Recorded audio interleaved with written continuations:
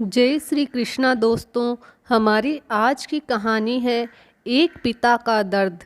आज Poonam love marriage कर अपने पापा के पास आई और अपने पापा से कहने लगी, पापा मैंने अपनी पसंद के लड़के से शादी कर ली। उसके पापा बहुत गुस्से में थे, पर वो बहुत सुलझे हुए शख्स थे। उन्होंने बस अपनी बेटी से इतना कहा, मेरे घर से निकल जाओ। बेटी ने कहा, अभी इनके पास कोई काम नहीं है, हमें रहने दीजिए, हम बाद में चले जाएंगे। पर उसके पापा ने एक नहीं सुनी और उसे घर से बाहर कर दिया। कुछ साल बीत गए। अब पूनम के पापा नहीं रहे और दुर्भाग्यवश जिस लड़के ने पूनम से शादी की वो भी उसे धोखा देकर भाग गया। पूनम के एक लड़की और एक लड़का था। पूनम खुद एक रेस्टोरेंट चला रही थी जिससे उसका जीवन यापन हो रहा था।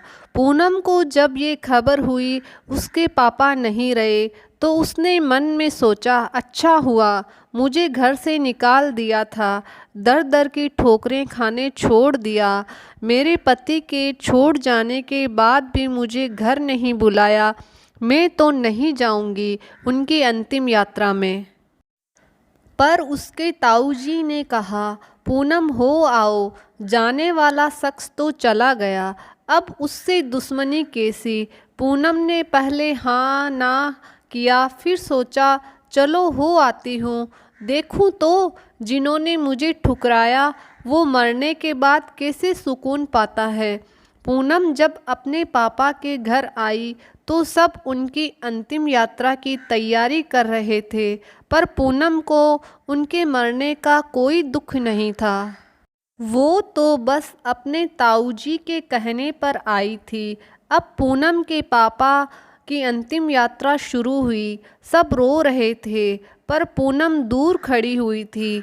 जैसे तैसे सब कार्यक्रम निपट गया। अब पूनम के पापा की 13वीं थी। उसके ताऊजी आए और पूनम के हाथ में एक खत देते हुए कहा, ये तुम्हारे पापा ने तुम्हें दिया है, हो सके तो इसे पढ़ लेना। रात हो चुकी थी, सारे मेहमान जा चुके थे। पूनम ने वो खत निकाला और पढ़ने लगी। उसमें सबसे पहले लिखा था, मेरी प्यारी गुड़िया, मुझे मालूम है तुम मुझसे नाराज़ हो, अपने पापा को माफ़ कर देना। मैं जानता हूँ तुम्हें मैंने घर से निकाला था, तुम्हारे पास रहने की जगह नहीं थी, तुम दर दर की ठोकरें खा रही थी, पर मैं भी उदास था। तुम्हें कैसे बताऊँ, याद है तुम्हें जब तुम 5 साल की थी तब तुम्हारी माँ हमें छोड़ के चली गई थी। तब तुम कितना रोती थी, डरती थी, मेरे बिना सोती नहीं थी, रात को उठकर रोती थी। तब मैं भी सारी रात तुम्हारे साथ जागता था। तुम जब स्कूल जाने से डरती थी तब मैं भी सारा वक्त तुम्हारे स्कूल के खिड़की पर खड़ा होता था, और जैसे ही तुम स्कूल से बाहर आती थी तुम्हें सीने से लगा लेता था।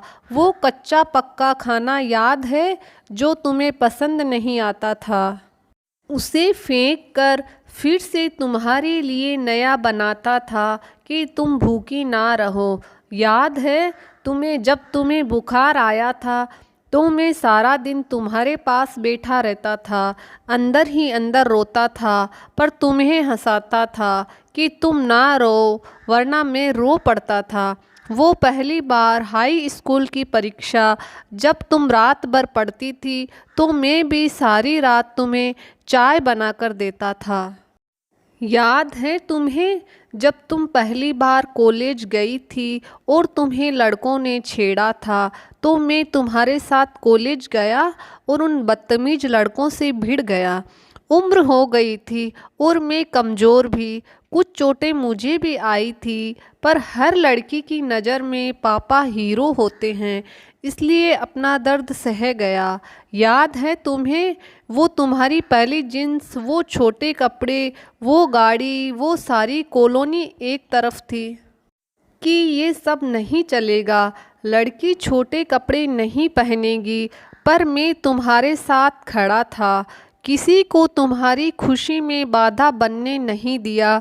तुम्हारा वो रातों को देर से आना, कभी कभी शराब पीना, डिस्को जाना, लड़कों के साथ घूमना, इन सब बातों को कभी मैंने गौर नहीं किया, क्योंकि जिस उम्र में तुम थी उस उम्र में ये सब थोड़ा बहुत होता है।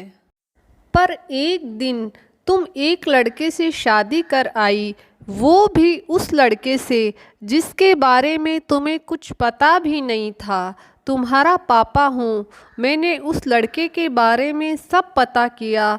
उसने ना जाने वासना और पैसे के लिए कितनी लड़कियों को धोखा दिया। पर तुम तो उस वक्त प्रेम में अंधी थी। तुमने एक बार भी मुझसे नहीं पूछा और सीधा शादी करके आ गई।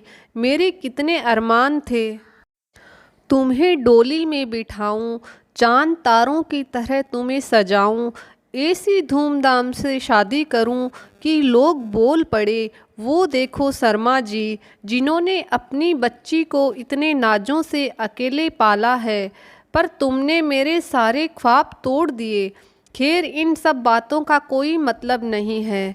मैंने तो तुम्हारे लिए एक खत इसलिए छोड़ा है कि कुछ बात बता सकूं। मेरी गुड़िया, अलमारी में तुम्हारी माँ के गहने और मैंने जो तुम्हारी शादी के लिए गहने खरीदे वो सब रखे हैं। 3-4 घर और कुछ ज़मीनें हैं।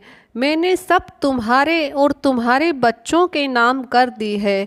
कुछ पैसे बैंक में हैं, तुम बैंक जाकर उसे निकाल लेना। और आखिर में बस इतना ही कहूँगा, मेरी गुड़िया, काश तुमने मुझे समझा होता। मैं तुम्हारा दुश्मन नहीं था, तुम्हारा पापा था। वो पापा जिसने तुम्हारी माँ के मरने के बाद भी दूसरी शादी नहीं की, लोगों के ताने सुने, गालियाँ सुनी, ना जाने कितने रिश्ते ठुकराए, पर तुम्हें दूसरी माँ से कष्ट ना हो इसलिए खुद की ख्वाहिशें मार दी। अंत में बस इतना ही कहूँगा, मेरी गुड़िया, जिस दिन तुम शादी के जोड़े में घर आई थी ना, तुम्हारा पापा पहली बार टूटा था। तुम्हारी माँ के मरने के वक्त भी उतना नहीं रोया जितना उस वक्त और उस दिन से हर दिन रोया। इसलिए नहीं कि समाज, जात, परिवार, रिश्तेदार क्या कहेंगे, इसलिए वो जो मेरी नन्ही सी गुड़िया सूसू तक करने के लिए सारी रात मुझे उठाती थी, जिसने शादी का इतना बड़ा फैसला लिया पर मुझे एक बार भी बताना सही नहीं समझा। गुड़िया, आखिर तुम भी माँ हो, औलाद का दर्द, खुशी सब क्या है, वो जब दिल तोड़ते हैं तो कैसा लगता है। ईश्वर तुम्हें कभी ना ये दर्द की शक्ल दिखाए। एक खराब पिता ही सही समझ के मुझे माफ़ कर देना मेरी गुड़िया। तुम्हारा पापा अच्छा नहीं था जो तुमने उसे इतना बड़ा दर्द दिया। अब खत यहीं समाप्त कर रहा हूँ, हो सके तो मुझे माफ़ कर देना। और खत के साथ एक ड्राइंग लगी थी जो खुद कभी पूनम ने बचपन में बनाई थी और उसमें लिखा था, आई लव यू मेरे पापा, मेरे हीरो, मैं आपकी हर बात मानूंगी। पूनम रो रही थी, उतने में उसके ताऊजी आ गए। पूनम ने उन्हें रोते रोते सब बताया, पर एक बात उसके ताऊजी ने बताई।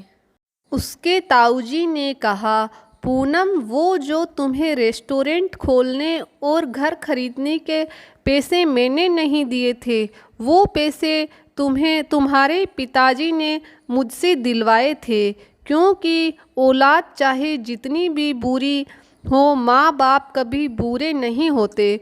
औलाद चाहे माँ बाप को छोड़ दे, माँ बाप मरने के बाद भी अपने बच्चों को दुआ देते हैं। दोस्तों, पूनम के पापा को सुकून मिलेगा या नहीं मुझे नहीं पता। पर उस खत को पढ़ने के बाद शायद सारी ज़िंदगी पूनम को सुकून नहीं मिलेगा। बस इतना ही कहूँगा।